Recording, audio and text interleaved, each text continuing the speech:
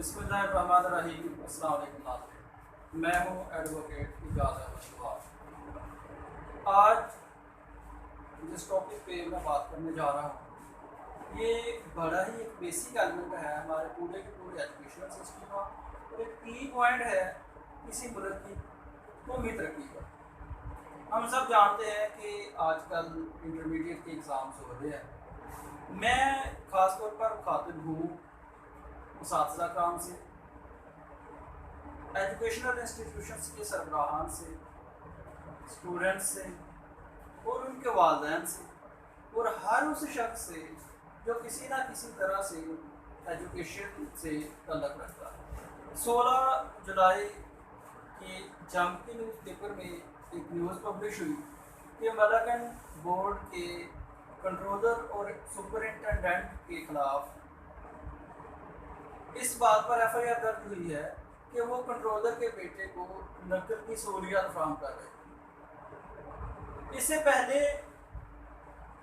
जब Icom part 2 का पहला पेपर था तो मेरी एकेडमी द लीडर्स एकेडमी के स्टूडेंट्स ने आके मुझे वापसी में बताया कि जी फलां सेंटर में फलां कॉलेज के प्रिंसिपल साहब अपने 16-17 स्टूडेंट्स को साथ लेके कमरा इम्तहान में दाखिल हुए हैं और आके कंट्रोलर साहब को सिफारिश की है कि जी इनको चीटिंग करवाएं, इनको पेपर हल करवा दें। लेकिन सलूट है उस कंट्रोलर को जिसने वो प्रिंसिपल साहब को बाहर निकाल के दरवाज़ा बंद कर। सवाल ये है कि हमारे पूरे के पूरे एजुकेशनल सिस्टम में जहाँ कई और खामियाँ हैं, ये नकल भी एक बहुत बड़ा ड्रॉप है, क्योंकि जो स्टूडेंट्स नकल करके पास होते हैं वो अल्टीमेटली कभी ना कभी हमारे मुल्क को, हमारे इदारों को और हमारी कौमी तरक्की को नुकसान पहुँचाते हैं।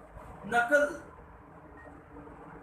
बाकी दीगर जुराइम से जैसे करप्शन वगैरह है, इनसे शायद कहीं बड़ा जुर्म है। जो नकल करके पास करने वाला, जो नकल करके पास होने वाला स्टूडेंट डॉक्टर बनता है तो मरीज उसके हाथों टारगेट बनता है। एक वकील के हाथों इंसाफ और कानून कत्ल होता है।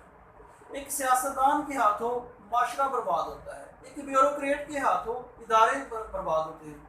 और नकल करके पास होने वाले एक उस्ताद के हाथों पूरी की पूरी कौम बर्बाद होती है, क्योंकि एक उस्ताद ही वह शख्सियत है जिसने एक नस्ल को, एक नई नस्ल को परवान चढ़ाना है।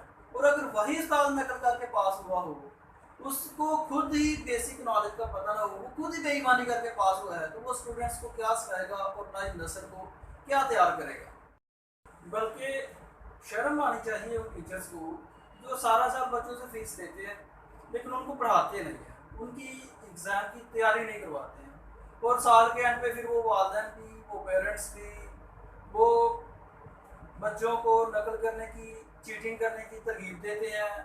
कंट्रोलर्स को, सुपरिटेंडेंट साहबान को पैसा लगाते हैं, रिश्वत देते हैं कि इनको पेपर करवा देना, इनको नकल करवा देना, इनको MCQs करवा देना। ये शर्म आनी चाहिए उनको। ये बच्चों को किस तरफ लेके जा रहे हैं? ये बच्चों को क्या सिखाते हैं कि जी आपने कल को नकल करके पास होके बड़े ओहदों पर जाके तो फिर आपने इस तरह से करप्शन कर दिया। तो ये बच्चों में बेसिक जो बना देते हैं, ये करप्शन की बना देते हैं। तो ये कुछ नुकसानात हैं जो नकल के होते हैं और ये मैं बहुत कम बता पाया हूँ, बल्कि इससे भी बहुत ज़्यादा नुकसानात हैं।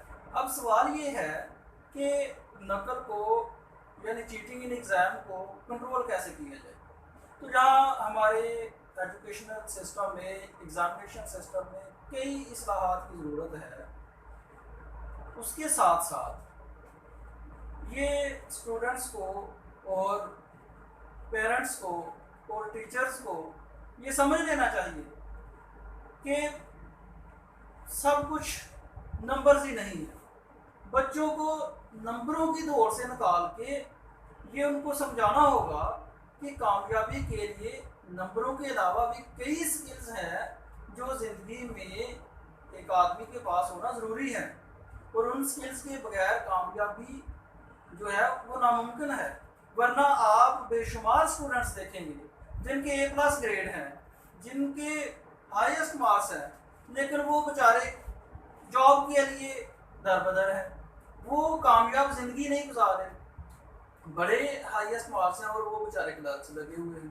तो हमारे जो टीचर्स हैं, जो हमारा एजुकेशनल सिस्टम है, इसको ये इस्लाहात करनी होंगी कि बच्चों को नंबरों के साथ साथ क्वालिटी एजुकेशन दी जाए, बच्चों को उनके टैलेंट के मुताबिक एजुकेशन दी जाए, बच्चों को एक ऐसी टेक्निकल एजुकेशन दी जाए जिससे वो ये जो एक टेक्निकल मेरिट है इससे हट जाए कि जी जिसके हाईएस्ट मार्क हैं वो मेरिट पर पूरा आ जाता है, और वो फिर मेरिट पर आने के लिए बच्चे नंबरों की दौड़ में लगे रहते हैं, और फिर यही सारे जो सिस्टम है बाकी नकल को भी यही वो जन्म देते हैं। थैंक यू जी, अल्लाह हाफ़िज़।